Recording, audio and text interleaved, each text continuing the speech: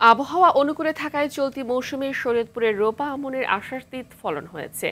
ভালো দাম পাওয়ায় উচ্ছ্বাস জানায় চাষিরা। আগামী মৌসুমে চাষের আওতা বাড়ানোর কথা জানান সংশ্লিষ্টরা। ফলন ভালো হওয়ায় উৎপাদন লক্ষ্যমাত্রা ছাড়িয়ে যাওয়ার আশা করছে কৃষি বিভাগ। শরীয়তপুর থেকে আসাদ গাজীর পাঠানো প্রতিবেদন জানাচ্ছেন রেজওয়ান শরীফ। দিগন্ত জোড়া মাঠে দোল খাচ্ছে সোনালী ধান। ধানের শীষের দোলুনিতে কৃষকের মুখে ফুটেছে বিজয়ের হাসি।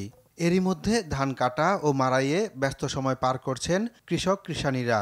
নতুন চালের সুবাস ছড়িয়ে পড়েছে প্রতিটি ঘরে।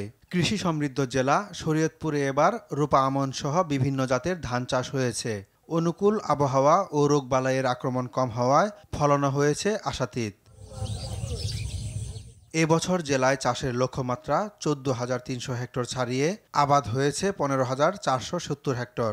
বিঘা প্রতি 22 থেকে 25 মণ ফলন পাওয়ায় উৎপাদন লক্ষ্যমাত্রা ছাড়িয়ে যাওয়ার আশা করছে সংশ্লিষ্টরা।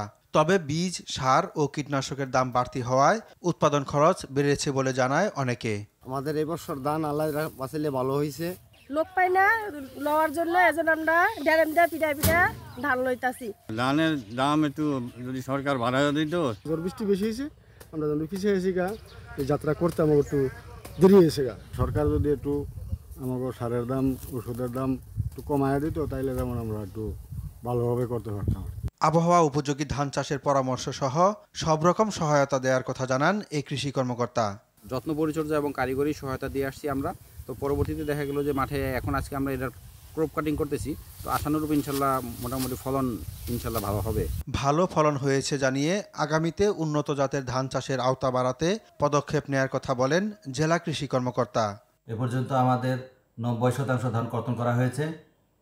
চালে তার গড় ফলন 2.68 মেট্রিক টন পার হেক্টর। আমরা আশা করতেছি প্রায় 42,000 মেট্রিক টন চাল উৎপাদন হবে। স্থানীয় বাজারে ধানের দর মণ প্রতি 1200 থেকে 1300 টাকা।